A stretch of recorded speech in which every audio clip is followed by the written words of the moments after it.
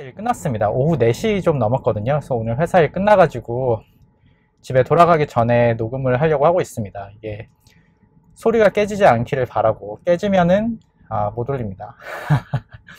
그래서 저희 커뮤니티 세션을 봐가지고 벌써 10분 넘게 올려주셨거든요. 그래서 제가 하나씩 가면서 무엇이든 물어보세요 세션을 할게요. 그리고 이게 원래 한 5, 6년 전에 제가 과정남 분들과 인터뷰한 게 사실 메인에 올라 있어요. 그게 저의 사실 이런 유튜브랄까? 이런 외부적인 활동을 하게 되는 약간 계기가 된 일이기도 한데, 너무 오래돼가지고 이제 그때는 회사 들어가기 전인 거고요. 6년 넘었으니까 이제 회사 들어가고 나서 약간 업데이트를 하면 좋겠더라고요. 그래서 한번 시작을 해보게 되었습니다. 그래서 재밌는 질문들이 있고, 또 이걸 순서대로 갈 수도 있지만 뭔가 인트로에 좋은 질문이 있는 것 같아서 몇 개는 제가 고르고 나머지는 이제 순서대로 가도록 하겠습니다. 그래서 여기 백그라운드는 여기 제가 카메라를 돌리기가 쉽지 않은데 셋업을 해가지고, 저 오른쪽이 제가 지금 일하는 건물이고요.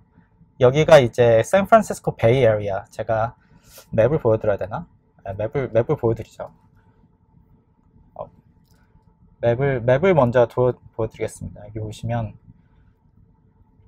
큰 그림부터 일단 관심이 있으시다면, 미국 서부의 캘리포니아, 샌프란시스코, 오클랜드 남쪽이 프리먼트 남쪽이 산호세, 여기가 구글 이런 데 있는 데죠. 그리고 여기가 이제 스탠포드 있는 지역, 그리고 여기가 샌프란시스코 있는 지역, UCSF도 있고 UC 버클리가 있는 이런 지역이 되겠습니다. 그래서 바이오텍은 많은 분들이 아시겠지만 여기 샌프란시스코의 남쪽에 내려오면 있는 이 사우스 샌프란시스코라는 지역이 있어요. 그래가지고 여기 사우스 샌프란시스코가 여기 전부 다 바이오텍이고, 이 오른쪽 아래가 이제 제넨텍 캠퍼스가 주로 모여 있는 데입니다. 그래가지고 제가 일하는 데는 여기고요. 여기 빌딩 42에서 45 사이에서 일을 하고 있고, 지금 일 끝나서 약간 여기 바다가 보이는 쪽으로 제가 차를 세워놨죠. 그래서 너무 인터뷰가 길어지면은 잠깐 끊고 제가 다른 데 가가지고 또 주차를 해서 얘기를 하든지, 그건 지금 드는 아이디어인데 한번 그렇게 해볼 수도 있는 것 같아요. 그래가지고 이제 리서치 하시는 분들이 여기 있고, 저희처럼 디벨롭먼트 하시는 분들이 여기 있고, 기타 등등 다른 분들이 여기 다 이제 퍼져 있습니다. 그리고 그 외에도 머크, 그리고 베릴리, 구글의 자회사 같은 곳, 캘리코, 구글의 다른 자회사, 다른 조그만 바이오텍들, 엠젠, 에비, 이런 식으로 다 있습니다. 그래서 여러 바이오텍이 모여 있고, 길리아드는 약간 내려가서 이쪽 아래쪽에 있고, 이렇게 됩니다. 어쨌든 말이 길어지니까 오늘의 백그라운드만 잠깐 설명을 드렸고, 오늘 하려고 했던 건 원래는 그거죠.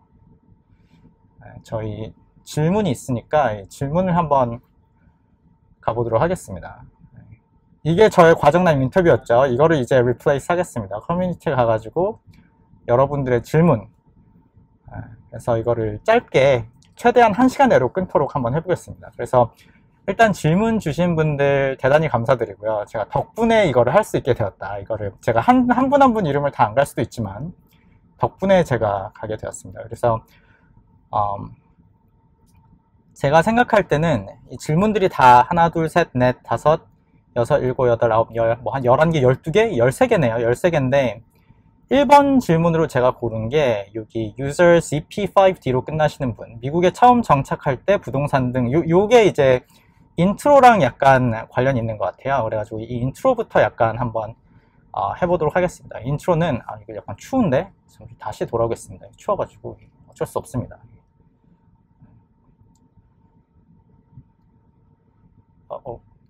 끄고 이제 좀 그동안 좀 시끄러웠나요? 네, 한번 해보겠습니다. 그래서 미국에 처음 정착할 때 부동산 등 생활 여건을 마련할 때 어려움을 겪으셨는지 궁금합니다. 그래서 저는 미국을 박사과정으로 나왔잖아요. 그래서 그 박사과정으로 나왔을 때는 어려움이 없다고 봐야죠. 저만 그런 게 아니라 제가 금수저 이런 거 전혀 아니고요. 어려움을 겪진 않았습니다. 왜냐하면은 미국에서 박사과정으로 나오면 이제 스타이펜드를 주기 때문에 생활비를 다 주거든요. 그래서 그 생활비로 생활을 했다 봐야죠. 그리고 미국 처음 나올 때 저는 심지어 캐리온백도 안 가져오고 배낭 하나 가져왔거든요. 배낭 하나에 준비물이 2개였죠. 하나는 핸드폰, 미국에서 되는 핸드폰을 한국에서 개통을 할 수가 있습니다. 스프린트 모바일 이런 걸 해가지고 개통을 했고, 두 번째는 미국에서 쓸 수 있는 돈이 필요하잖아요. 근데 그거를 현금으로 바꿔온 게 아니라 그 당시 알아보니까 한국에서 데뷔 카드를 만들 수 있죠. 미국에서 쓸 수 있는 체크 카드를 만들어 가지고 한국 통장에 그때 한 400~500만 원 정도 들어있었나? 제가 과외해서 번 돈, 대부분. 부모님께서 도와주신 것도 없진 않지만, 그걸 제가 나름 독립적으로 과외를 해서 모아뒀던 돈을 그대로 가져왔죠. 그래서 한 400~500만 원이면은 한 몇 달은 살 수 있겠다 싶어가지고, 그렇게 와서, 뭐 생필품 여기 와서 샀죠, 심지어. 그래서 한국에서도 그 방을 다 계약해서 왔고, 지금 제넨텍 셔틀버스가 지나가네요. 제가 차를 안 타고 오는 때는 대부분 셔틀 타고 출퇴근을 합니다. 어쨌든. 네. 그리고 저는 그 첫날 와가지고 한 게 그거였죠. 그 첫날 잘 때 이불이 없으니까 그 차도 없고 이불을 사러 갔던 기억이 나요. 그 샌디에고 그 당시 도착해가지고 공항에 내리자마자 서블리스를 구했던 그 한국 사람들과 인사를 하고 그분들한테 부탁을 해서 이불을 어디에 살 수 있냐 물어봐서 이불 사온 기억이 납니다. 그리고 그래서 박사과정으로 오면은 별로 어려움이 없다고 보시면 돼요. 학부로 들어올 때는 이제 자금이 많이 필요하겠죠. 전 학부를 얼마나 드는지는 잘 모릅니다. 모르긴 몰라도 많이 필요할 거예요. 저 포스닥으로 들어올 때도 마찬가지로 월급을 받으니까 처음 한두 달 필요한 돈을 사용하면 되죠. 그리고 부동산이라는 표현을 쓰셨는데 여기는 월세를 내기 때문에 월세로 생활하기 때문에 부동산을 학생 때 살 일이 뭐 없죠.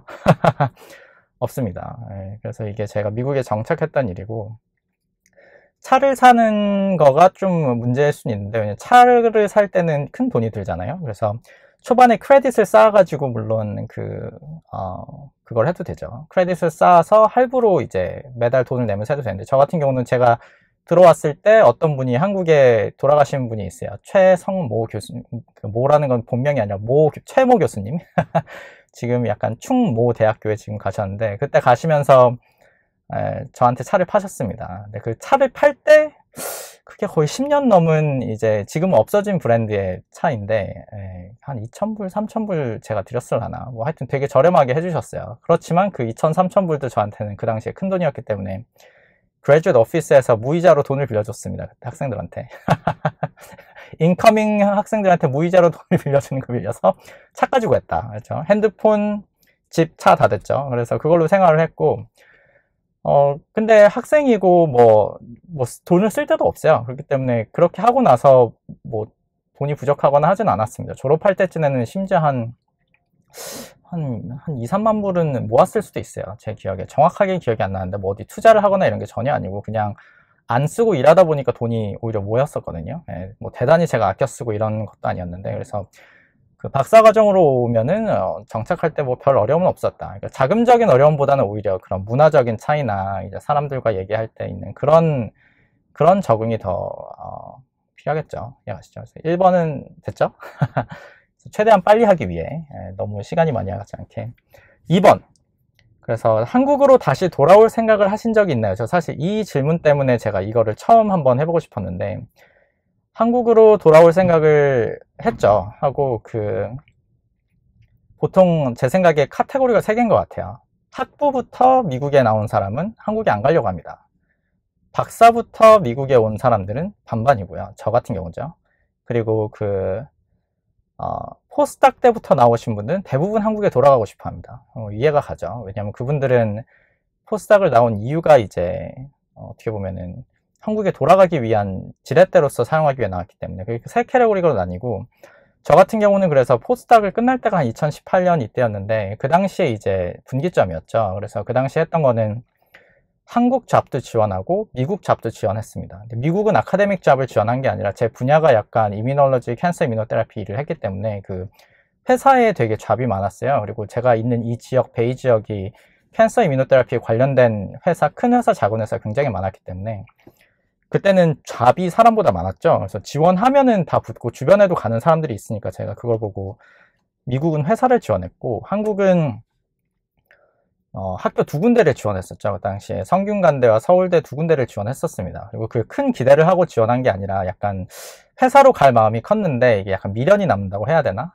그리고 한국에서는 그 교수잡에 대한 큰 그게 있잖아요. 뭐라고 해야 되지? 이걸 좋게 봐주잖아요. 그런 연봉이나 이런 걸 떠나서 이게 산업공상에서 사잖아요. 그렇잖아요. 그런 약간 아직도 남아 있습니다. 있기 때문에 그런 마음으로 사실 했던 것 같아요. 제가 정말 아카데믹 잡을 꼭 해야겠다 이런 마음보다는 그리고 좀 플렉서블하게 일할 수 있는 게 장점이라고 생각을 그 당시엔 했었죠. 그래서 그렇게 지원을 했었고, 그 지원을 하다 보니까 그 당시에 미국에 있는 그 회사들은 이미 붙었었죠. 붙는 와중에 이제 한국의 대학교에서 연락이 왔었습니다. 그때가 이제 분기점이었죠. 그 서울대학교 그 의과대학 모모 교실 어디까지라고 말하면 제가 이미 누군지 많이 들켰지만 이미 나오기 때문에 모 기초교실의 묵모 교수님께서 그 리크루터 하셨는데 묵씨가 한 분밖에 없죠.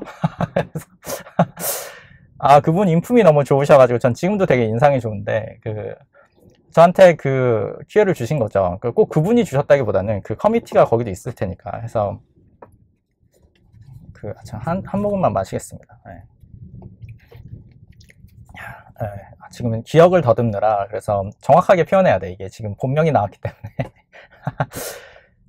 그래가지고 서류 통과가 된 거죠. 서류를 냈는데 거의 그때 온라인 지원이 안 돼가지고 심지어 그 프린트만 1시간 했거든요. 200페이지 넘게 뽑아야 되기 때문에 칼라로, 그것도 논문이 칼라로 나와야 되니까 제가 UCSF 포스닥 할 때 거기 잉크 많이 썼습니다. 200페이지 넘게 뽑아가지고 보냈습니다. 보냈더니 서류 통과됐다고 이제 와서 학과에서 발표하라 해서, 그때 포스닥 때는 이제 한국에도 잘 못 가던 시기잖아요. 바쁘니까 몇 년 동안 한국 못 가고 있었는데 이거 한국 갔다 와야겠다 싶어가지고 겸사겸사해서 갔습니다. 약간 경험 삼은 것도 있고, 그리고 보통 아카데미 한국 지원할 때 한 번에 안 되는 경우가 많잖아요. 여러 번 하고 나서 이제 되면은 가는 건데, 지원하기 시작하면 한국에 있는 사람들도 이제 알고 소문이 나고 얘가 지원한다더라, 우리 자리가 있으면 우리도 한번 지원해봐, 이렇게 연락이 오는 약간 이런 식이거든요, 한국이. 물론 공정하게 경쟁을 하긴 하지만 그런 식입니다. 근데 저는 첫 번째 지원했으니까 뭐 큰 기대를 하지는 않았던 것도 사실이에요. 근데 어쨌든 오라고 하니까 저는 땡큐죠. 그리고 비행기 표가 다는 아니어도 그 당시에 100만 원이 지원됐거든요. 근데 왕복이 한 150만 원 했을라나 그 당시에. 그래가지고 한 50만 원만 내면 갔다 올 수 있겠네 해가지고 왕복표를 사서 갔습니다. 가가지고 발표도 잘했죠. 거기 계신 학과분들 다 뭔가 인상도 좋으시고, 뭔가 저는 한국의 학교에 대한 약간, 저는 한국에서 석사나 이런 걸 하지 않았기 때문에 학부연구생만 했었거든요. 그래가지고 막연한 약간 두려움, 약간 선입견 이런 게 약간 있었는데 그런 거를 다 깨주실 정도로 다 좋으신 분들이 많았어요. 그래가지고 이게 되게 분위기 좋다 하고 했는데, 오신 분들을 보니까 이제 저는 되게 어떻게 보면은 쪼렙이고 경력이 짧고, 다른 분들이 경력이 되게 좋으시더라고요. 논문도 좋으신 건 당연한 거지만 이제 뭐 다른 데서 뭐 어디 선임 무슨 연구원 아니면 어디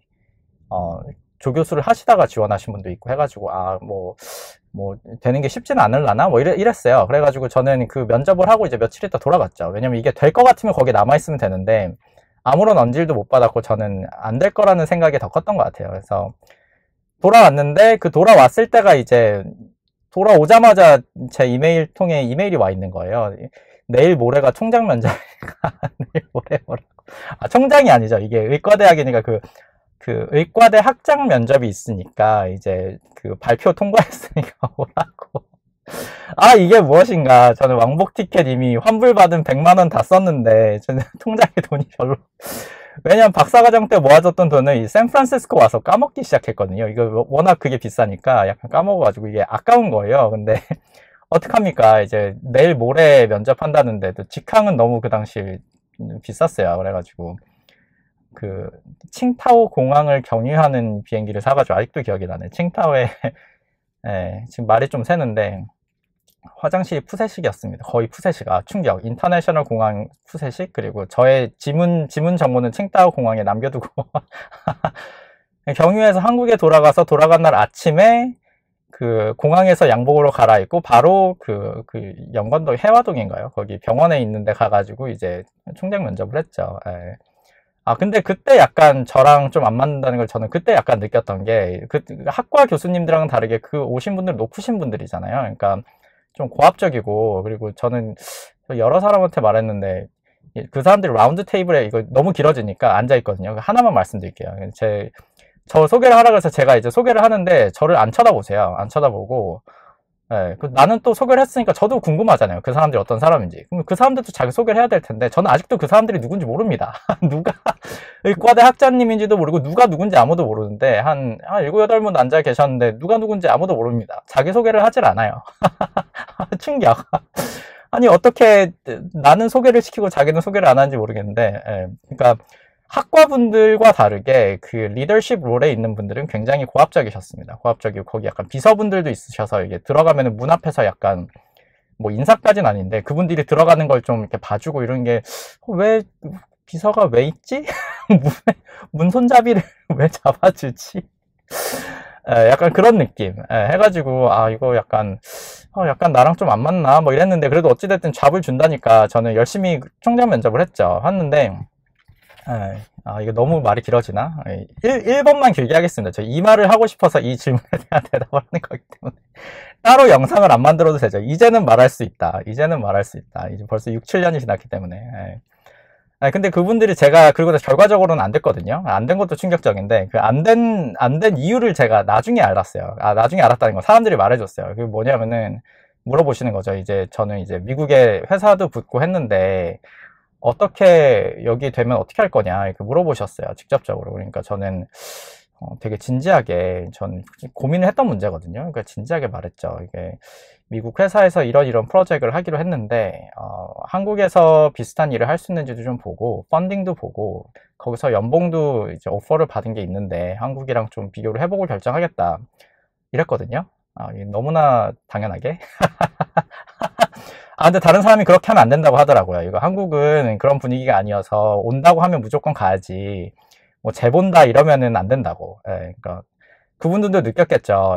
얘가 오면은 학과에서 말을 좀 안 들을 것 같다거나 분위기를 모른다. 뭔 소리 하냐. 뭐 이렇게 생각했겠죠. 그 사람들 입장에서는. 근데 저 입장에서도 그것 때문에 떨어지는 거면은 안 가는 게 맞겠더라고요. 근데 어찌됐든 저는 이게 그래도 최종까지 갔으니까 그래도 될 가능성이 높겠거니 생각하고 나서 이제 그 칭다오 공항 경유해서 왔었잖아요. 또 칭다오 공항 경유해서 돌아갔으니까 생고생을 해서 돌아가서 이제 이제 여기 되면 어떡하지 하고 혼자 엄청 고민을 하고 있는데 묵 교수님께서 이메일을 주셨죠. 미안한데 이번에는 안 됐다. 다음번에 기회가 있을 테니까 그때 다시 지원해라. 그런 거구나. 그랬습니다. 그게 이제 저의 한국 한 사이클 지원했던 지원기고요. 그리고 나서는 이제 회사로 옮기니까 저랑 잘 맞아가지고 이제 회사를 가고 나서는 이제 한국으로 다시 돌아올 생각을 하신 적이 있냐라고 하면은 없었죠. 그 이후에는 없었다. 이게 되겠습니다. 그래서 일단 질문을 주셔서 감사하고 제가 이 한국 임용 관련된 거는 한번 썰을 풀까 하다가 이게 저의 신상문 문제도 있고 너무 한국을 안 좋게 표현하게 될까봐 혹시나 그래서 안 했는데 안 좋게 표현한 게 아닙니다. 저는 한국에 제 아는 분들도 많이 들어가 있고 이제 좋고 나쁜 점을 그냥 좀 객관적으로 들은 거고 저의 개인적인 것과 안 맞는 게 있다는 거를 좀 생각했을 뿐이지. 근데 안 됐을 때 되게 그렇더라고요. 전 될 거라 생각하고 뭐 하지 생각하는데 안 되니까 그런 거야? 약간 실망, 마상.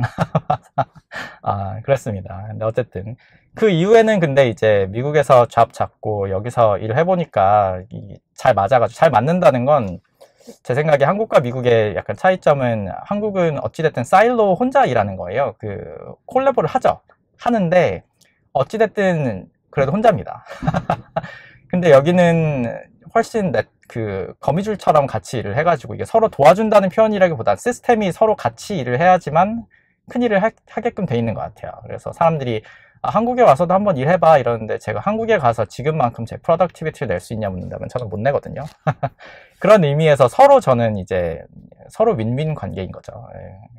미국의 잡과 저는 서로 윈윈 관계다 이런 생각을 가지고 있어서 아직은 다시 돌아갈 생각은 하진 않습니다. 근데 아마도 여기서 이제 좀 그런 얘기긴 하지만 경쟁력이 좀 떨어지면 이게 좀 안타깝거든요. 경쟁력이 높을 때 한국에 간다는 말을 해야 되는데 많은 분들이 현실적으로 이제 경쟁력이 여기서 떨어지면 한국에 가야겠다 이런 생각을 합니다. 저도 마찬가지고요. 여기선 지금 저는 살아남는 생존왕의 포지션으로 살아남고 있는데 나중에 못 그럴 순간이 오겠죠. 여기서 경쟁력이 떨어지면 이제 한국에서는 여전히 경쟁력을 가질 수 있기 때문에 그렇게 약간 생각을 하고 있습니다. 이건 좀 막연한 생각이긴 하고, 그래도 한국에 돌아가더라도 아카데미에 돌아갈 가능성은 그렇게 크지는 않은 것 같아요. 이 아카데미의 여건이 엄청나게 좋아지지 않는 한. 예, 그렇습니다. 말이 길었죠. 그래서 너무 지금 몇 시야? 그래서 이게 1번이었고요. 1번이었고, 이제 뭘 해야 될까요? 예, 위에서부터 헷갈리니까 차례대로 할까요? 예. 아, 이거 해볼까요? 빅파마의 회사 생활이 궁금합니다. 빅파마의 회사 생활, 저 오늘 4시에 일 끝났죠. 감사합니다. 그래서 보통 9 to 5고, 저 같은 경우는 그 일의 양이 아카데미보다는 훨씬 적죠. 미국의 아카데미는 빡세게 합니다. 근데 회사는 확실히 적고, 그 9 to 5를 할 수 있는 이유는, 저 같은 경우는 유럽 사람들과 미팅을 하기 때문에 보통 7 to 4가 제일 많고요. 근데 유럽 애들 저녁이 여기 아침이기 때문에, 근데 유럽과 미팅이 없을 때는 뭐 8 to 5, 8 to 4, 뭐 이렇게 합니다. 근데 그거는 또 일이 적다고 생각하면 안 되는 게, 논문 읽거나 뭐 뉴스 업데이트 하거나 이런 것들은, 그거는 일할 때는 그럴 시간이 없고요. 그러니까 그건 따로 또 제 개인 시간을 써야 되는 거잖아요. 뭐 자기 전에 뉴스를 본다든지, 아니면 새벽에 일어나서 커피 한잔 하면서 뭘 본다든지, 이런 거는 또 따로 있기 때문에, 일하는 양이 9 to 5라는 건 정말 일만 하는 시간입니다. 밥 먹는 시간도 없다 생각하시면 돼요. 아시죠? 장단점이 나왔죠. 아, 그리고 제가 생각할 때 이걸 말하려고 그랬구나. 꼭 빅파마라고는 안 하더라도, 미국의 회사는 뭐랄까, 1년치 목표가 정해져 있습니다. 내가 1년 동안 뭘 하겠다라는 거를 저와 매니저가, 아니면 매니저의 매니저 라인까지 합쳐가지고 미리 정합니다. 1년 초에 6개월치, 1년치를 미리 정해서 그걸 해야 되는 거예요. 그러니까 unexpected하게 일이 늘어나지, 너가 잘하니까 너 이거 더 해봐, 뭐 이런 식으로 되지가 않아요. 한국은 좀 그럴 수 있다고 하는데, 그러니까 잘하는 사람들이 더 고생을 한다, 뭐 이런 말도 들어봤고, 뭐 그렇죠. 정말인지 아닌지 모르지만. 근데 여기는 그렇진 않아요. 잘하면은 잘하는 대로 인정을 받고 일이 늘어나진 않고, 그래서 일을 짧은 시간에 더 많이 하는 거에 대해 모티베이션이 있죠. 내가 여기까지만 하면 쉴 수 있기 때문에. 또 휴가도 보장이 되고, 뭐 이런 것들이 있겠죠. 이해가시죠? 뭐 약간 순서를 좀 생각해봤는데 지금 순서가 하나도 기억이 안 나거든요. 다음 질문 가볼까요? 제가 이거 2개 합치면 될 거라고 생각을 했어요. 운동생리학 전공 석사 과정생입니다. 최근 면역에 관심이 가서 그러는데 추천해 주시는 교재가 있나요? 그래서 교재는 답변이 너무 짧잖아요. 그래서 같이 할 수 있는 게 뭐냐면은, 직접 만나보신 빅가이드 썰도 궁금합니다. 예전 익서션 영상에서 안자냐 라오 얘기하셨던 게 생각나세요. 안자냐 라오, 제가 뭘 말했죠? 제가 안자냐 라오를 길거리에서 한 10번은 마주쳤거든요. 그 이유가, 그 사람 UCSD 되게 유명한 교수님입니다. 모르시는 분도 많겠지만 유명한 교수님인데, 이상하게 그 UCSD 그 서쪽 길 있는데 그 길로 자꾸 걸어서 올라와요. 어딜 가는지 모르겠어요. 근데 저는 그 위에 스크립스 리서치라는 곳에서 그 박사를 했는데, 거기서 UCSD 그 바이오 세미나 들으려고 같은 길을 걸어 내려갔거든요. 제가 운전을 싫어해가지고 보통은 운전해서 갑니다. 근데 전 걸어 내려가고, 이유는 모르는데 그 사람은 걸어 올라와요. 그 사람은 저를 알 리가 없죠. 근데 같은 길에서 많이 마주쳤습니다. 그래서 세미나 내려갈 때 그 사람에서 올라가고, 뭐 어쨌든 그건 좀 다른 얘기고, 그런 얘기를 제가 익서션 역사에서 했는지 안 했는지 기억이 안 나지만 뭐 그런 얘기를 했을 수도 있습니다. 근데 어쨌든 이 얘기는 좀 또 샜고, 그래서 추천해주는 교재가 있나요? 이게 왜 연결되냐면은, 저는 교재를 하나밖에 안 봤습니다. 면역학 교재 다른 거는 알지 못해요. 그래서 이걸 추천한다고 해야 될지 모르겠는데, 잠깐만 트겠습니다. 추천을 해야 된다 할지 모르겠지만, 저는 찰스 제인웨이가 쓴 이뮤노바이올로지죠. 아마 3판, 4판 제가 이렇게 봤는데, 지금은 되게 한 뭐 10판쯤 나왔을 수도 있습니다. 그 당시 뭐 2000년대 초반. 3판이 90년대 말, 뭐 이럴 거예요. 그래가지고, 근데, 찰스 제인웨이 교재를 추천하는 이유는 제일 유명해서 그럽니다. 유명하고 다른 교재는 사실 알지도 못하고, 그 사람이 그 면역학의 컨셉을 되게 많이 정립한 사람이에요. 그 인네이트 이뮤니티에 되게 공헌을 많이 했고요. 찰스 제인웨이는 이제 돌아가셨기 때문에 제가 직접 만나보진 못했죠. 빅가이드 썰을 만나보진 못했지만, 그 사람들의 제자 중에 유명한 사람들이 많습니다. 유명한 사람이, 루슬란 메지토프가 이 사람 제자입니다. 근데 루슬란 메지토프는 제가 직접 얘기를 했다기보다는, 제가 그 사람을 그런 학회에서 본 적이 있죠. 그 사람이 플래너리 톡 같은 거 하는 거 루슬란 메지토프를 본 적이 있습니다. 그래서 제가 만나본 사람 중에 제일 유명한 사람 몇 사람이 있다면 루슬란 메지토프, 제인 웨이의 제자. 그리고 제가 여러 번 말했던 루덴스키는 박사과정 때도 보고 포스닥 때도 보고 제넨텍의 톡도 왔습니다. 그래서 3번 봤습니다. 그 정도. 루슬란 메지토프는 제가 또 썰을 들은 게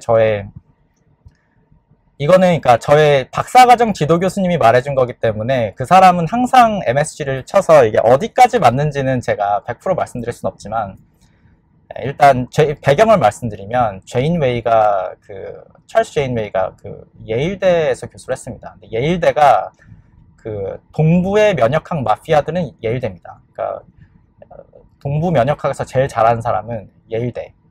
하버드는 그렇게 생각하지 않을 수도 있는데 예일대 사람들이 자기네들 제일 좋다. 자기네들끼리 지고 뽑고 했던 그런 경력들이 있거든요. 근데 제인 웨이가 예일대에서 교수를 했고 아까 말했던 루슬란 메지토프가 이제 예일대에서 그 사람 학생인가 포스닥인가 해서 어쨌든 공식적인 제자입니다. 직계 제자. 직계 제자여가지고 인네이트 이뮨셀에서 톨-like 리셉터 관련된 그런 패런 레코니션 리셉터 관련된 연구를 해가지고 유명해진 거죠. 네. 그런데 저는 아까 말씀드렸지만 얼핏 제가 박사를 서부의 면역학 마피아는 어디냐? 샌디에고 지역입니다. 특히 스크립스 리서치가 서부 면역학 마피아였던 다 이제 80년대 얘기입니다. 80년대 얘기. 저도 어디까지가 진짜인지 몰라요. 저희 지도교수가 해준 말입니다. 스크립스 마피아가 있었습니다. 말이든 스크립스에서 면역학으로 노벨상 여러 명 났거든요. 루슬란 메지토프가 항상 노벨상을 받을 거라고 생각하는 사람들이 동부 사람들. 톨-like 리셉터나 패런 레코니션 리셉터로 받을 거라고 생각하는 사람 동부 사람들. 서부 사람들은 이제 브루스 뷰틀러가 받을 거다라고 생각했던 사람들이 서부 사람들. 왜냐면 브루스 뷰틀러의 아버지가 스크립스 교수였고 브루스 뷰틀러가 다른 데서 교수하다가 잘 못해가지고 잘리니까 스크립스로 교수가 돼서 왔거든요. 아버지 백으로 왔고 여러분 애쉬미딩 가면 애쉬미딩에 뷰틀러 어워드 뭐 이런 거 있거든요. 그거는 브루스 뷰틀러가 아니라 브루스 뷰틀러의 아빠 어워드입니다.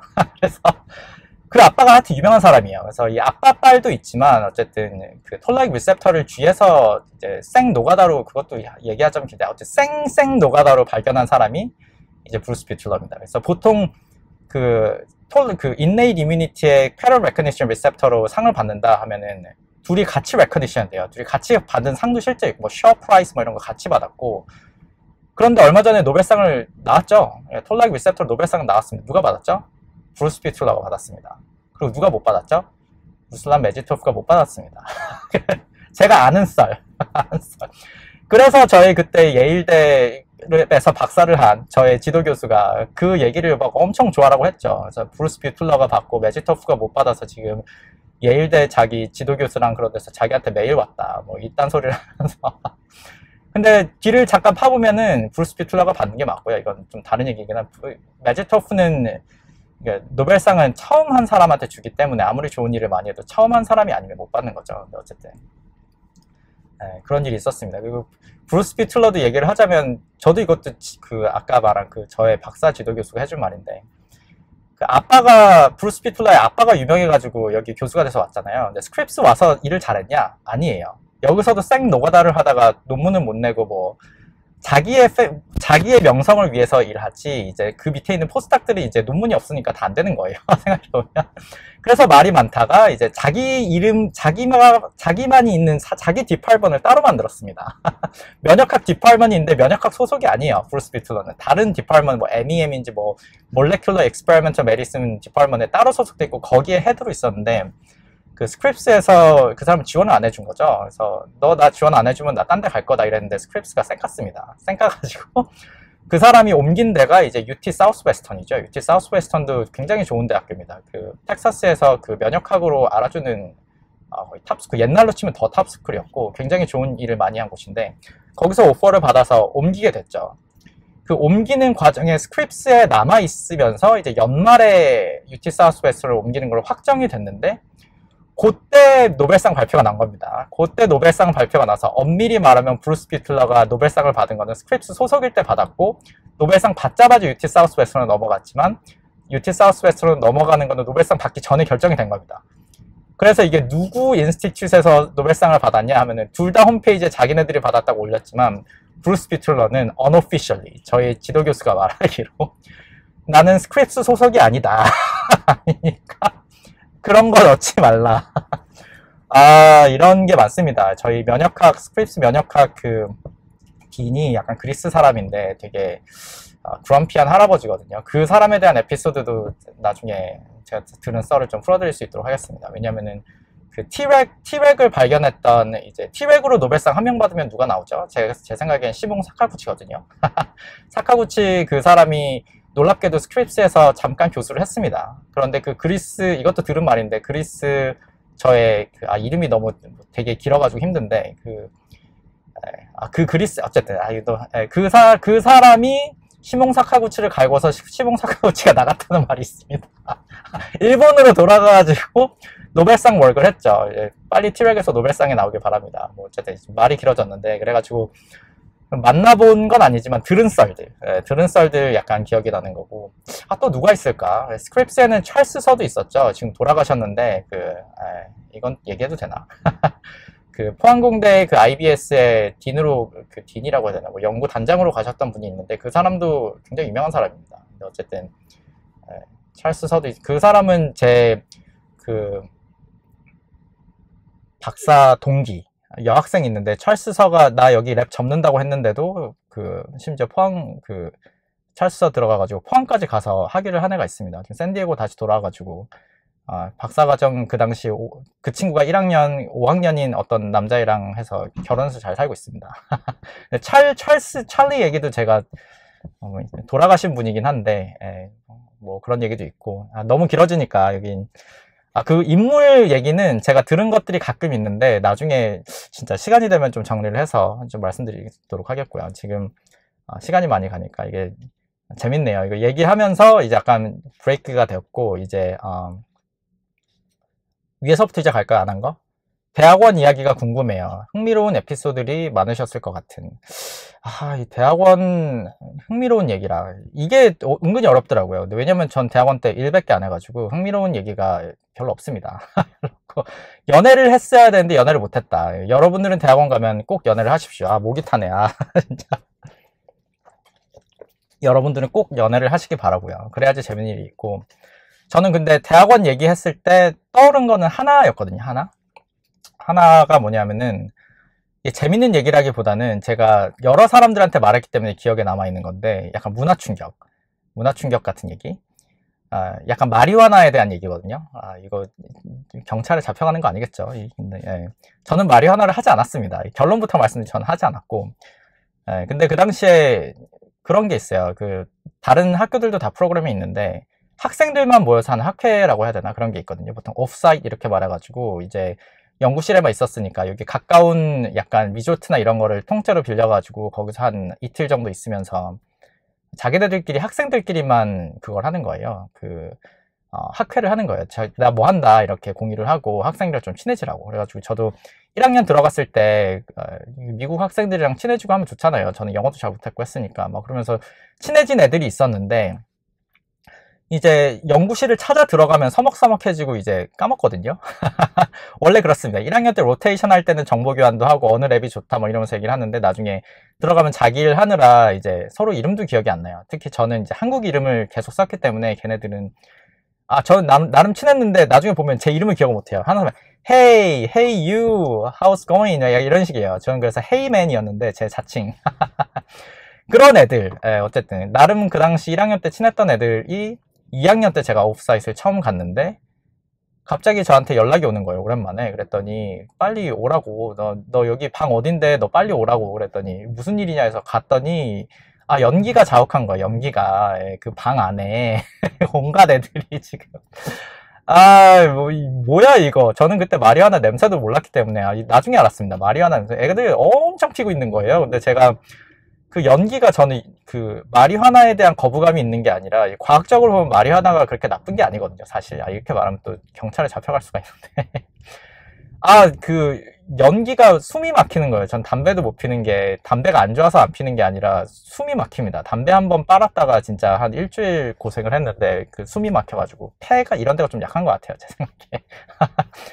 그 방에 연기 한번 들어갔다가 콜록콜록 해가지고 진짜 그러고 나서 다음날 이제 포스터 발표하고 누구는 이제 앞에 올라가가지고 자기 연구 발표해야 되는데 안 나타나고 해가지고 그레이주에이트 오피스에서 단체 메일 돌았습니다. 너네 오프사이트 가서 마리화나 하면 안 된다. 또 인터내셔널 스튜던트는 여기 로컬 러가 아니라 그때 엄밀히 말하면 캘리포니아가 리걸라이즈가 안 됐을 수도 있는데 해도 문제가 없는 약간 그런 상황이었거든요. 하지만 너네 그 원래 나라의 러를 따라야 되기 때문에 그런 거에 대한 책임은 우리가 질 수가 없다 하면서 그 얘기가 납니다. 제가 그때 마리화나를 하지 않아서 성공적인 대학원 생활을 할 수 있었다. 약간 그런 느낌? 그 정도. 그 정도가 흥미로운 에피소드일까요? 너무 강하죠. 그거 외에 나머지는 다 짜자부리 합니다. 나머지는 지금 너무 오래전이기 때문에 그게 기억에 남는다는 건 그 정도가 이제 흥미로운 에피소드였다라가 되겠습니다. 이해하시죠? 질문이 됐고 하나 둘 셋. 빅파마의 생활 제가 아까 했죠? 이거 9 to 5 그렇죠. 말이 길어지니까 이거 한 3분의 2까지 하고 제가 장소를 이 바다 말고 캠퍼스를 한번 돌고 어딘가 멈춰가지고 제가 한 번 더 할게요. 그래야 될 것 같아. 그렇죠. 여러분들도 쉬는 시간을 가져야 되기 때문에 음악을 약간 틀면서 하든지. 근데 여기까지만 하겠습니다. 일단 다른 데 자리 옮기기 전에 어디 갈지는 생각해보고. 탱자님, 평소 최신 동향이나 흐름 살펴볼 때 어떤 매체를 주로 사용하시는지, 어느 정도 정리되면 유튜브 제외하고 따로 정리를 하시는지. 저는 따로 정리는 일단 하지 않고요. 누가 정리해주는 사람이 있습니다. 그래서 메인 매체가 뭐냐면은, 이건 사실 이거 보시는 분들한테 도움이 안 될 수도 있는데, 저희 회사 안에서 Comparative Intelligence라고 이런 동향을 정리해주는 그룹이 따로 있습니다. 엄청 정리를 잘해줘요. 주요 학회마다 정리해주고 이게 우리 포트폴리오에 어떤 임팩트가 있을 것이며 뭐 앞으로가 어떻게 예상되는지 뭐 이런 것까지 다 정리해주거든요. 그래서 그게 제일 좋은 것 같아요. 그래서 거의 거기서 나오는 정보에서 저는 대부분이 들어가는 거고, 그 외에 만약에 제가 궁금한 게 있다고 하면은 구글에서 서치를 하죠. 구글 서치를 해가지고 최신 논문들, 리뷰 논문들 많이 보고, 그리고 뉴스 같은 거는 이제 그런 저널에 나온 뉴스들, 다른 그런 커머셜한 뉴스도 있잖아요. 근데 그거는 좀 뎁트가 좀 적어요. 그래가지고 뭐 Nature Review Drug Discovery 뭐 이런 데 나오는 거 있잖아요. 이런 데 좀 완전 최신은 아니더라도 몇 달 늦더라도 굉장히 인뎁트로 설명한 것들, 이런 것들 하고, 그게 제가 찾는 소스의 대부분이고, 그리고 은근히 제가 링크드인 가끔 들어가면 일주일에 그래도 한 두세 번은 들어가거든요. 들어가면은 저의 커넥션 된 사람들이 라이크하는 게 저의 피드에 뜹니다. 이게 어떤 알고리즘인지 모르겠는데 제가 그리고 또 누를 거 아니에요. 그러면은 그 알고리즘에 뜨는 탑 힛들이 굉장히 렐러번한 경우가 많아요. 제가 지금 관심사에. 정말 신기해. 그래서 그런 링크드인에서 사람들이 라이크 해주는 거. 제 생각에는 그 정도인 것 같아요. 그렇죠. 좋습니다. 몇 개 남은지 한번 볼까요? 하나, 둘, 셋, 넷, 다섯, 여섯. 너무 많네요. 한두 개 더 하고 자리를 옮기죠. 좋습니다. 한국과 미국 랩실 비교해 주실 수 있는가요? 미국 랩실이 궁금합니다. 근데 저는 이게 비교가 쉽지 않은 게, 저는 한국에서 석사를 하지 않고 미국에 바로 와서 미국 랩실만 사실 아는 건 저랑 반대시네요. 저는 한국 랩실이 궁금한데, 저의 짧은 경험은 한국에서 한 1년 정도 학부 연구생을 했고요. 그리고 한 3개월까지 안 될라나? 2개월 정도 그 당시에 그 여름 학부 인턴 프로그램이 있었습니다. 그걸 했습니다. 그래가지고 그 정도 경험이 있는 게 다고, 학부생이니까 어려운 걸 시키진 않았거든요. 생각해보면은. 그리고 많은 경우에 그런 자빌들, 뭐 그 접시 닦기, 접시라고 해야 되나? 비컷 닦기 뭐 이런 걸 많이 했기 때문에 1대1로 비교는 안 돼요. 근데 굳이 제가 이거 질문을 보면서 드는 생각이, 그런 차이는 들었습니다. 두 가지인데, 하나는 tolerability, 뭐냐면은 실수를 했을 때 tolerate이 되냐 안 되냐 라고 하면은 아마 무슨 말 들을지 알겠죠. 한국 랩실은 tolerate이 좀 안 됩니다. 이게 자금적인 문제일 수도 있고 문화적인 문제일 수도 있는데, 제가 그 당시에 미니 프랩을 하나 잘못했더니 하늘이 무너질 것처럼 반응하시던 분이 있었거든요. 제가 1년 했던 그곳이 아니고, 제가 2개월 동안 여름 학부 인턴 했을 텐데, 미니 프랩 잘못해서 엄청 큰일이 난 것처럼 저한테 구박 아닌 구박? 지금 생각해보면 어이가 없죠. 뭐 미니 프랩 뭐 잘못하면 다시 만들면 되지. 대단한 것은 아닌데 그 실수에 대한 톨러러빌리티가 좀 떨어지는 게 있고, 그리고 그분이 그렇게 한 거는 그 톨러러빌리티를 허용하지 않는 게 어디서 오겠어요. 지도교수로부터 오는 거죠. 실수를 하면 이게 큰일 난다는 시간. 이게 뭐냐면, 이게 문제가 뭐냐면은 실수를 자꾸 감추게 됩니다. 실수를 했으면은 저는 심지어 반복되는 실수도 괜찮습니다. 괜찮은데 미국에 오니까 아닌 거예요. 이거는 그래서 두 번째 포인트랑 연결되는데, 미국은 제가 생각할 때는 동료 의식이라고 표현해야 될지 모르겠는데, 기본적으로는 내가 도움을 주겠다는 자세가 있습니다. 뭐만 하면은 let me know if I can help you, 이런 식으로 내가 도와줄 수 있으면 말을 해. 이게 그냥 입에 붙어 있어요. 예. 그리고 내가 도움을 주는 거에 대한 뭐 의무감까지는 모르겠는데 그게 그냥 당연합니다. 당연한 건데, 한국에서는 실험 비법이 되게 비밀이잖아요. 뭐 알려고 하면은 엄청 힘들게 해서 뭐 굽신굽신 해야 알려주고 약간 이런 분위기였거든요. 굽신굽신이란 표현까지는 모르겠는데, 그러니까 실험 기술이 대단한 그 비밀 자랑거리인 거예요. 약간 내가 가진 조그만 뭐랄까 스킬, 이것이 나를 특별하게 만드는 무엇인가다, 이렇게 됐는데, 미국은 그런 게 아니에요. 이거는 실험은 프로토콜과 이런 거는 공유될수록 좋은 거고, 트러블 슈팅은 같이 힘을 모아서 할수록 좋은 거다, 이런 느낌이 있었거든요. 제가 한국에서 실험 배웠으면은 제가 미국에서 실험 배웠을 것만큼 못했을 것 같아요. 솔직히 말씀드리면. 근데 제가 또 말씀드린 건 이거 학부 연구생으로서의 이제 좁은 약간 관찰이었고, 그리고 그 당시는 학부 연구생 2008년 뭐 이랬기 때문에, 지금은 몇 년이죠? 2024년이니까 이제 한국은 또 빨리 변하잖아요. 강산이 변했겠죠. 그래서 이런 젊으신 교수님이나 이제 또 연구비가 늘어나고 하니까 이런 여유가 좀 더 생기지 않았을까 하는 생각을 해봅니다. 이해가시죠? 그래서 제가 너무 한국이 안 좋은 것만 얘기하게 될까봐, 그거는 저는 약간 어떻게 보면 미국바라고 생각하시고 그걸 가려 들으시면 될 것 같아요. 제가 너무 안 좋은 쪽으로 얘기를 혹시 드리는 거라면. 이해가시죠? 그렇습니다. J-PARC 여기까지만 하고 제가 다른 데 옮겨볼까요? 이거 캠퍼스 한번 돌아보고, 그리고 나서 이어서 하죠. 저도 목이 아프니까. 미국에서 바이오 인포메틱스 직무의 전망에 대해 궁금합니다. 이거는 어디와 비교하냐에 따라 다른 건데, 저는 바이오 인포메틱스가 아닌 입장에서 바이오 인포메틱스가 얼마나 중요하냐고 묻는다면은 저는 직무 전망이 아주 밝다라고 생각하거든요. 근데 실제 바이오 인포메틱스 하는 사람들한테 물어보면은 자기네들 대우가 다른 엔지니어들보다 훨씬 안 좋다고 생각합니다. 왜냐면 비슷하게 코딩하는데, 다른 바이오인포메틱스가 일종의 데이터 사이언스잖아요. 다른 뭐 회사에서, 심지어 큰 회사도 아니고 작은 회사에서 내가 데이터 사이언스에서 뭐 다른 데이터를 만진다, 뭐 자율주행 데이터를 만진다, 아니면 약간 파이낸스 데이터를 만진다, 그러면은 대우가 훨씬 좋다는 거예요. 그런 의미에서는 굳이 바이오를 해야 되냐, 이런 퀘스천이 있을 수 있죠.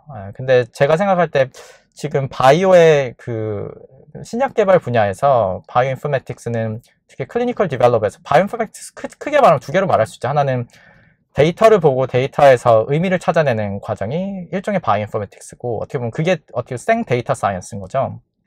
클리니컬 데이터나 유전자 발현이나 뭐 GWAS 데이터나 이런 거 보는 게 그거고, 다른 하나는 알고리즘 디벨롭 하는 것도 일종의 바이오인포메틱스잖아요. 예를 들면은 다이그노시스 하는 그런 회사들, 제가 놀랍게도 로슈 다이그노스틱스에 인터뷰를 받았었거든요. 거기 알고리즘 디벨롭 하는 회사에서 인터뷰를 줬어요. 왜 준 건지 모르겠는데, 저는 주더니 저한테 구글 딱 열더니 저한테 라이브로 코딩을 시켰는데 제가 말아먹었습니다. 저는 그래서 솔직하게 말했죠. 저는 하는 그 방법은 아는데 저희 구글 해서 알아야 돼. 스택스 오버플로우 봐야 된다. 그 당시 챗GPT가 없었기 때문에 스택스 오버플로우 봐야지 내가 할 수 있다 했다가 잘렸거든요. 근데 그런 데는, 다이그노스틱 하는 데는 뭐 유전자 발현이든 시퀀싱 데이터든 아니면 뭐 다른 오믹스 데이터든 가지고 그걸 가지고 의미를 찾아내는 알고리즘을 만드는, 아니면 파이프라인 디벨롭만 하는 그런 일인 거죠. 이해가시죠?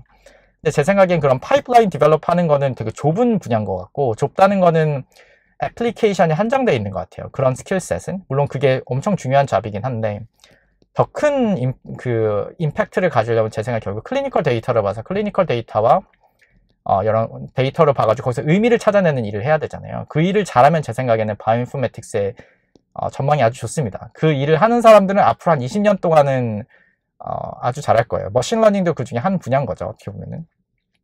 근데 그걸 잘하는 사람이 있냐 하면은 저희 회사에서도 뽑고 싶을 때 못 뽑습니다.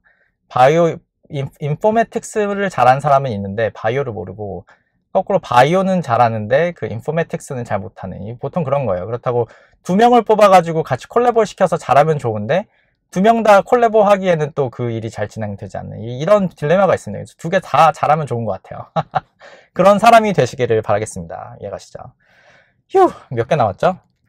면역 항암제, 알파폴드, 알츠하이머, 메디컬 뷰티 4개 남았는데 한 5분만 쉬죠. 5분만 쉬면서 제가 여기 캠퍼스 한번 돌아드리겠습니다. 이게 얼마나 운전하면서 될지 모르겠는데 한번 캠퍼스를 돌고 어디를 갈까요? 네.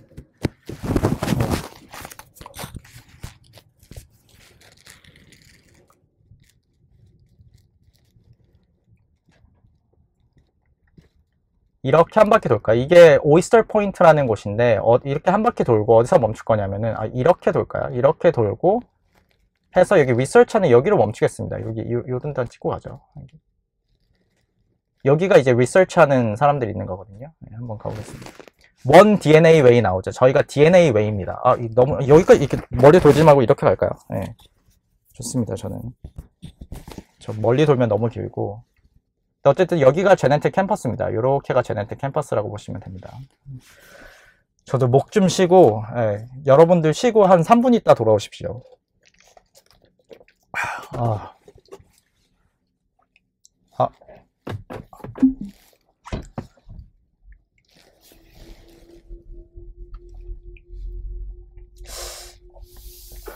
혹시 여러분들이 원하신다면 자율주행을 해볼까요? 제가 이 국도에서 자율주행 얘가 너무 못해가지고 저는 고속도로에서만 쓰긴 하는데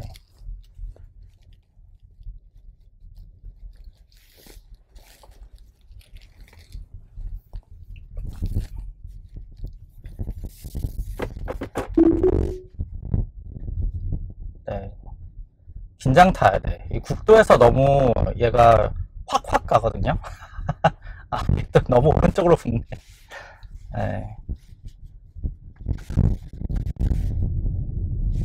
In 500 feet, turn right onto Point San Bruno Boulevard. 목이 아파가지고 이제 나이가 들어서 이게 약간만 있다가 음악 듣고 여러분도 스킵하십시오. 제가 편집은 하지 않겠습니다. 제넨텍 캠퍼스를 한 바퀴 돌고 여기가 이제 조금 있으면 그 제넨텍 G임이 나오거든요. 제가 운동하는 곳이 나오고 기념품도 팔고 가끔 제넨텍 캠퍼스 오면 제가 기념품 파는 데를 꼭 데려갑니다.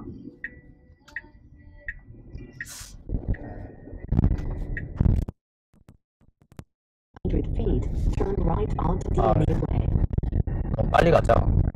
됐습니다. 너무 빨라, 너무 빨라. 여기서 왼쪽이 그 G임인데 G임이 도넛 모양이에요. 도넛 공장을 개조했답니다. 이게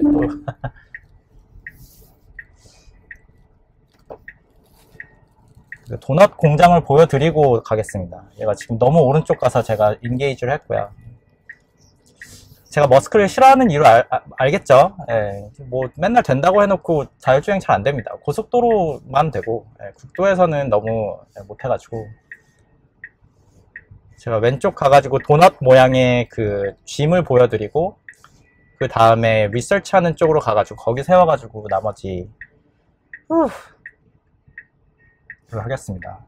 제 캠퍼스가 크죠? 제 생각에 건물이 한 30개는 있는 것 같아요. 그리고 왼쪽으로 더 가면 뭐 에비, 엠젠, 뭐 베릴리, 구글 자회사죠. 아니면 캘리코, 구글 자회사죠. 뭐 머크 지사 뭐 이런 게 다 있거든요. 그래서 여기가 오이스터 포인트 아니면 사우스샌프란시스코가 그래가지고 굉장히 바이오텍이 많은 곳이어서 제가 요즘 레이오프도 많은데 잘려도 다른 데 갈 수 있겠거니 해가지고 여기가 인기가 많은 겁니다. 저도 똑같이 생각하고요. 보이실라나 제가 오른쪽을 가서 가겠습니다. 그러면.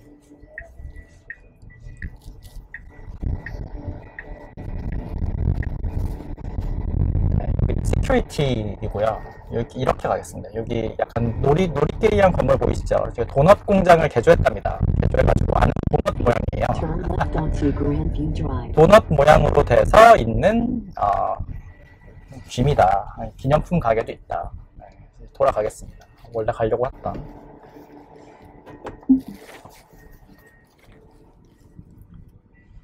그래서 해변으로 가가지고 이제 좀 목이 났네. 네. 벌써 5시네요. 이런. 질문 4개 남은 거는 이제 최대한 그래도 대충 넘어가면 안 되죠. 나름 제가 최대한 노력해서 질문 남겨달라고 부탁드려서 이렇게 질문 남겨주셨는데 스킵하면 안 될 것 같고. 다시 한번 해볼까요? 믿는다. 네, 이런 길은 잘해요. 1차선 길 천천히 가기.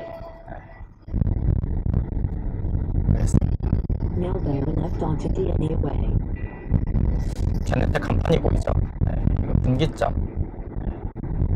반대쪽에 버스 저런 거를 제가 출퇴근 타고 다니고요. 저기 멀리 보이시나요? 저 반대쪽이 이제 오클랜드 쪽입니다. 여기 경치도 좋고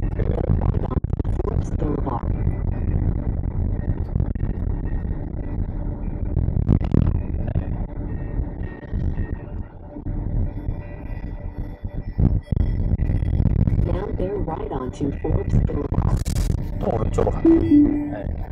제가 인게이지를 했습니다.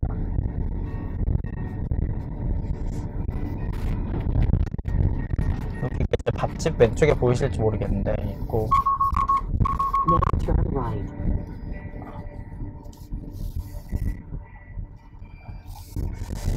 남은 여기서 한번 해볼까요? 여기 퍼블릭 쇼어 가지고 이제 퍼블릭 쇼어라는 거는 여기 있는 다른 사람들은 꼭 회사 사람들이 아닐 수도 있습니다. 저기 달리시는 분도 그냥 회사 사람일 수도 있는데 여기 동네 사시는 분일 수도 있어요.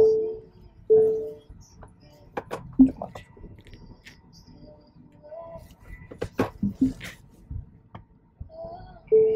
네, 좋습니다. 하고 멈추고 에어컨 끄고 네, 다시 소리가 들리겠죠. 이거 녹음 안 되고 있으면 안 올립니다. 아까 네, 커뮤니티 남은 4개를 이제 그럼 해볼까요? 네. 남은 4개의 질문 제가 가보겠습니다. 텐션이 이제 일이 끝나니까 텐션이 떨어져가지고 바이오인포메틱스까지 했죠. 지금 한창 주목받는 이제 Z90 분이신데 면역 항암제 분야, CAR-T, 이뮨 체크포인트 이니비터, ADC 전망이 밝은지 지금 정점인지 그래서 이것 좀 생각해 봤는데 그 면역 항암제, 그러니까 항암제 이뮤노테라피 말고 캔서 이뮤노테라피 항암제에 한정한다는 가정하에 제가 말씀드리면 피크 지났습니다. 제 생각은 그래요. PD-1, PD-L1, anti-CTLA-4 이후에 클리니컬 트라이얼 성공할 때가 피크였던 것 같고요. 그 다음에는 하락세입니다. 하락세라는 거는 어떤 의미냐 정확하게 말해야 될 텐데 그 새로운 체크포인트 몰레큘을 가지고 클리니컬 아웃컴을 임프루브를 얼마나 시킬 수 있냐라고 하면은 레볼루셔너리한 체크포인트 이니비터 캔서 이뮤노테라피 분야에는 제 생각에 이제는 없다고 보는 게 맞는 것 같아요. 이제 체크포인트 T셀 액티비티를 조절할 수 있는 그런 리셉터들의 그 액티비티는 이제 모두 저희가 테스트를 해봤다 봐야죠. 노블한 게 이제 노블한 건 나올 수 있는데 그게 효과가 얼마나 있냐고 묻는다면은 기존에 나온 체크포인트 이니비터보다 더 좋다고 말하기가 쉽지 않습니다. 컨비네이션을 해도 인크레멘털한 그 임프루브먼트만 있을 뿐이죠. 이해가시죠? 제가 최근에 그 다른 회사에서 비스타 발견해서 저희 부서로 온 분이 있거든요. 친구라고 해야 될지 동료인데 그 친구한테도 또 happen to 한 달 전에 밥 먹다가 얘기를 했어요. 근데 비스타를 발견한 친구인데도 그 사람도 똑같은 생각합니다. 이게 네. 근데 이거는 캔서 이뮤노테라피 한정이고요. 그래서 어떤 말을 하냐면은 캔서 이뮤노테라피 말고 그냥 이뮤노테라피라고 생각을 하면은 디지즈 인디케이션을 캔서에 한정하지 말라. 뭐 인플라마토리 디지즈냐 아니면 심지어 메타볼릭 디지즈까지 확장을 하면은 지금 알고 있는 아니면 지금 이미 개발된 모달리티로 몰레큘러 우리가 다른 인디케이션에서 충분한 효과와 또 돈을 벌 수 있다. 커머셜리제이션 할 수 있는 포텐셜이 있다. 이렇게 말을 하거든요. 그래서 그게 맞는 것 같아요. 그래서 저도 그 부서 미팅만 가는 게 아니라 저희 부서는 온콜로지 부서가 따로 있거든요. 워낙 온콜로지를 크게 했기 때문에. 근데 저희 바로 옆 부서가 옴니라는 부서가 있습니다. 옴니 할 때 O가 이게 눈, M이 이제 뭐 메타볼리즘 할 때 M, 그리고 N이 뭐 뉴로 할 때 N, I가 infectious 아니면 inflammatory disease 할 때 I 뭐 이렇거든요. 그래가지고 보면은 근데 저희가 사용하던 캔서 이뮤노테라피에 사용하던 모달리티를 아니면 그 약을 그대로 자기 걔네들 그 디지즈에도 쓰려고 해요. 예, 하고 또 데이터들이 되게 흥미롭습니다. 그리고 좋은 점은 저희가 그 메커니즘 오브 액션을 다 알고 있으니까 이게 어떤 식으로 작동을 할지 알고, 그리고 세이프티 프로파일이 이미 다 나와 있는 거잖아요. 그래서 제 생각에는 면역 항암제만 따지면 이제 레볼루셔나이즈 하기는 쉽지 않다. 뭐 세이프티 프로파일을 좋게 만들거나 아니면은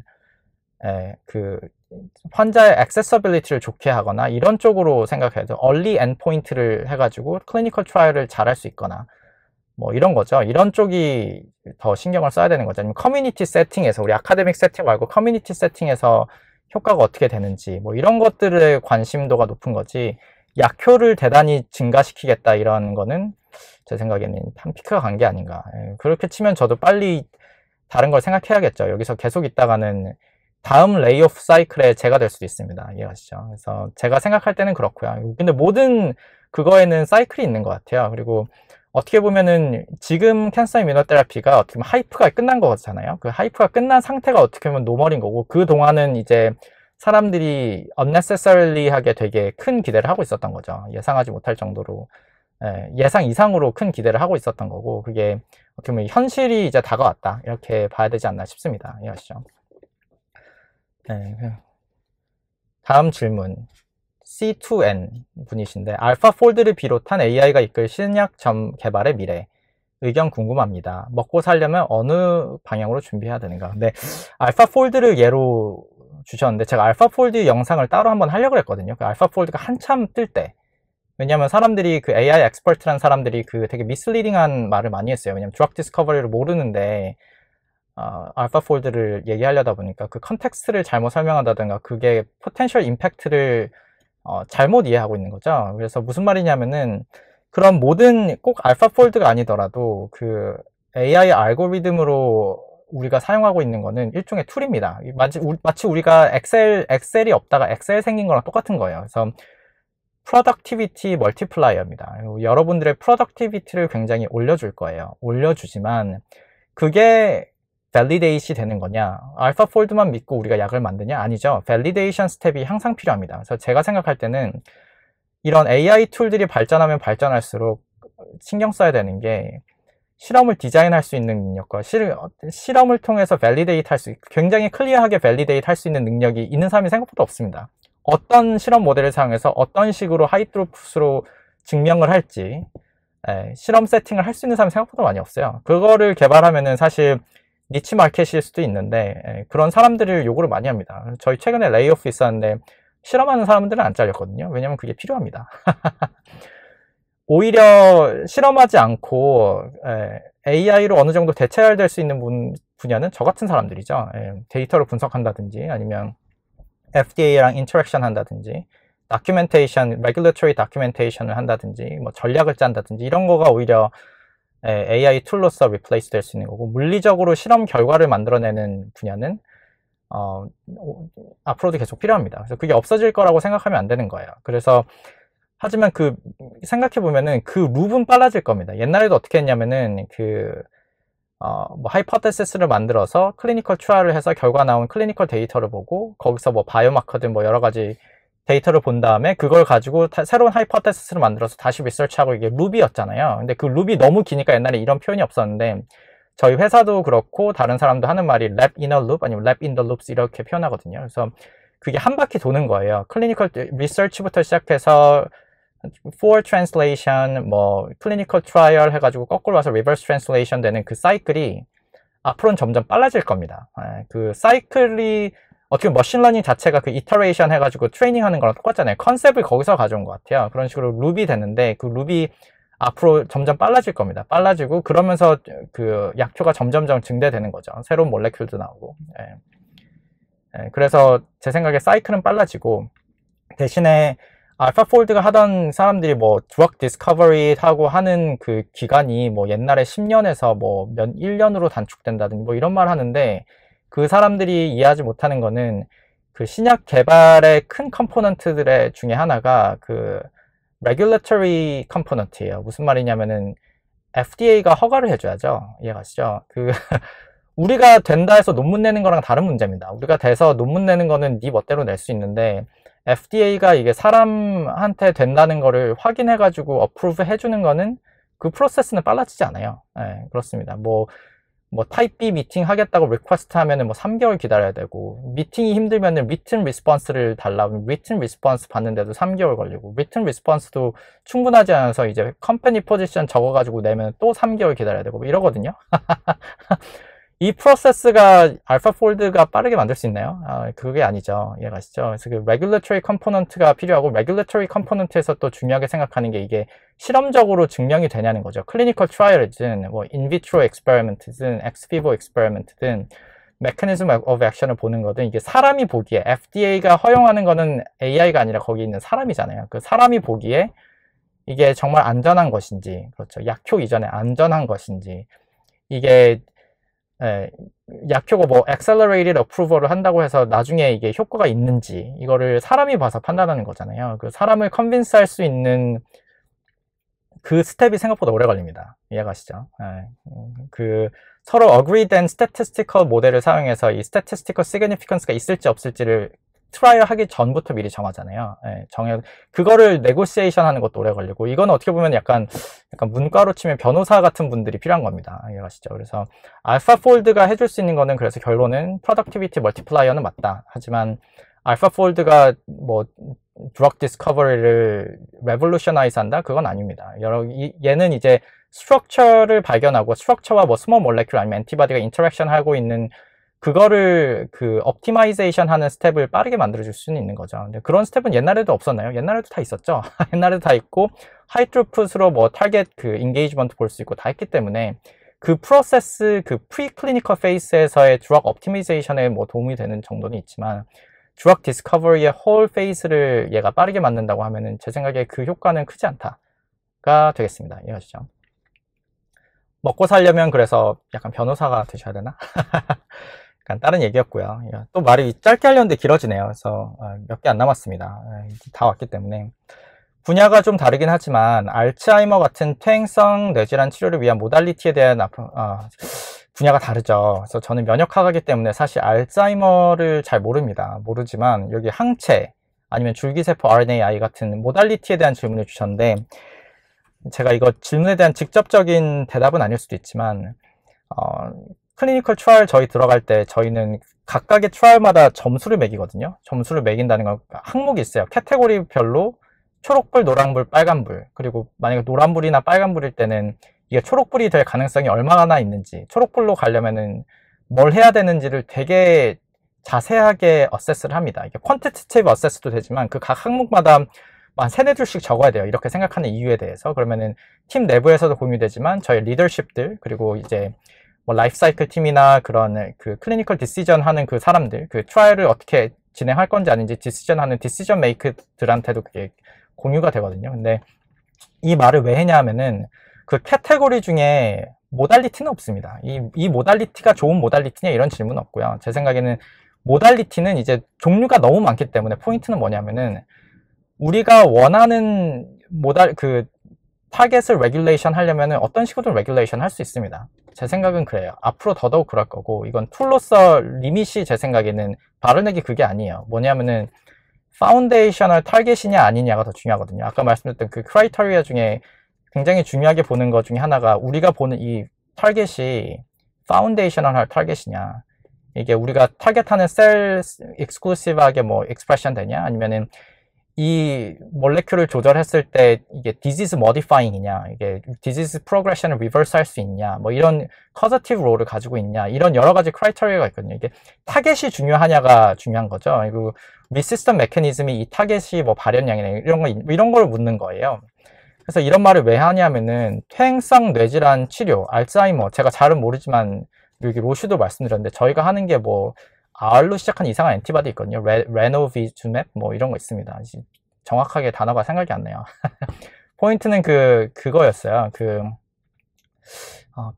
아밀로이드 그 축적이라고 해야 되나요? 축적이 아밀로이드 애그리게이션을 억제하는 엔티바디죠. 그게 있고 저희도 트라이얼이 있지만 사실 더 유명한 거는 여기 바이오젠이 그거잖아요.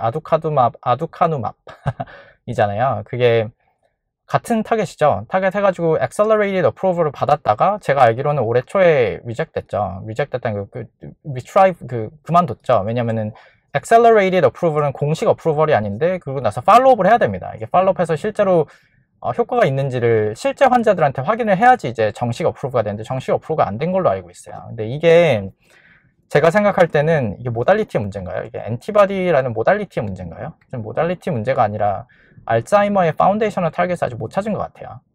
이건 비교를 항암제에 해야 되는데 항암제는 파운데이셔널 타겟을 많이 알고 있죠.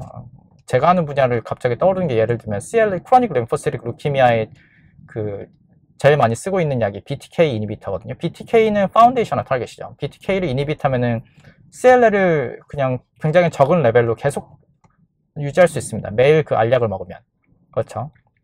리시스턴스가 나오니까 이제 사람들이 하는 게 이제 2세대, 3세대 BTKI 이니비터 뭐 처음 나온 게 covalent BTKI, 그 다음에 non-covalent BTKI 나왔죠. 그리고 나서 non-covalent에도 리시스턴스가 나오는 것 같으니까 새로운 모달리티를 하죠. 프로텍 같은 모달리티로 BTK를 아예 디그라데이션 시켜서 없애려고 하는 거죠. 카이네이스 액티비티를 막는 게 아니라.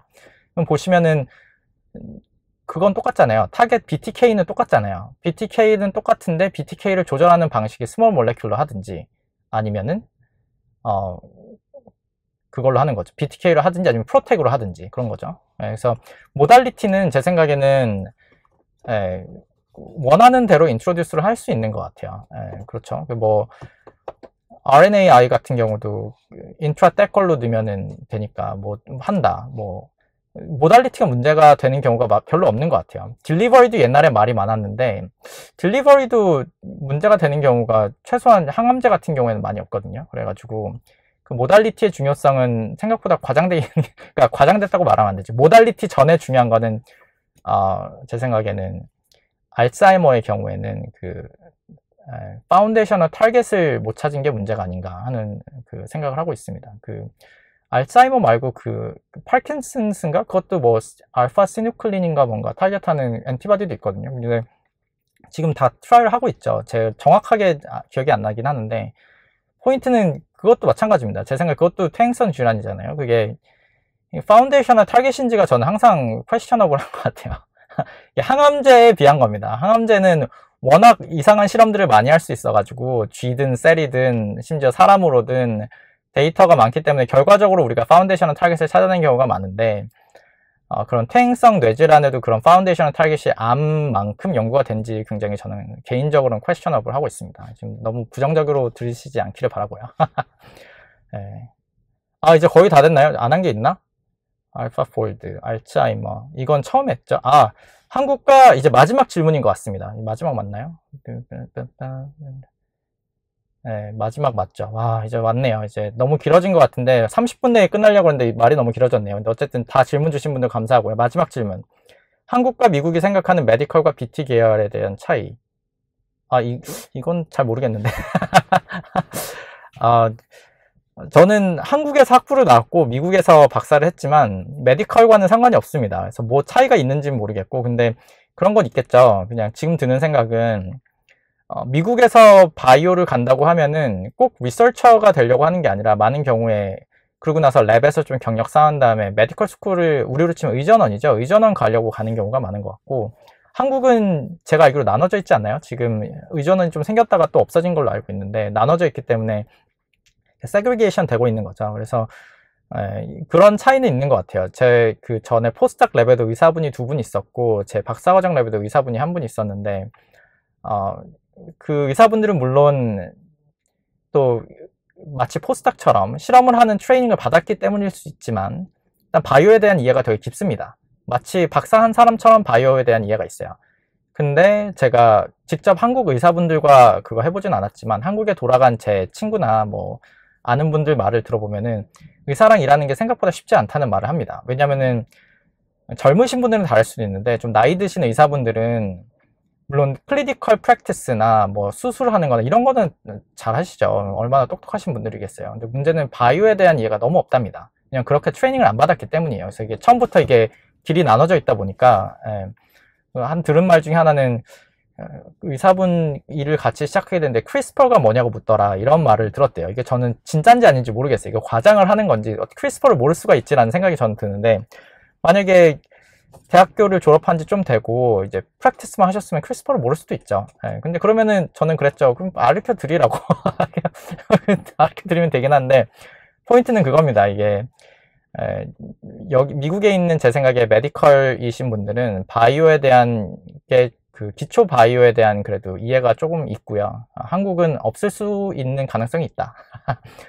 그 기초 바이오를 하시는 분들은 자기 일과 상관없이 바이오를 정말 좋아서 하시는 분들이 아마 의사분들 중에는 그럴 것이다 라고 생각을 하는 것 같습니다. 그렇죠. 그래서 이게 한국 미국의 차이일 수도 있지만 제 생각에 교육 과정의 차이인 것 같기도 하고요. 이게 저는 의사가 아니기 때문에 제가 좀 바이어스 될 수도 있다는 걸 좀 생각을 해주시고 이해를 해주시면 감사드리겠습니다. 그래서 오늘 거의 13개의 질문인데, 와, 질문을 다 갔습니다. 그래서 오늘 이게 녹음이 잘 되었길 바라고요. 그래서 오늘 다 됐죠. 그래서 오늘 자율주행 좀 해봤는데 역시 자율주행은 예상처럼 실패였고, 제가 아침에 운전을 하면서 오면서 하려다 보니까 자율주행을 해야 되나 했는데 안 하길 잘한 것 같습니다. 이게 잘못하다가 저의 목숨이 위험했을 수 있는 것 같고, 여기가 그래서 오늘 제넨텍에서 그 무엇이든 물어보세요, 여기입니다. 사우스 샌프란시스코에 있는 제넨텍에서 무엇이든 물어보세요를 한번 해봤고요. 그러면 편집을 하지 않기 위해 제가 뒤에 가서 끄도록 하겠습니다. 오늘 제 얼굴이 나오지 않았길 바라고,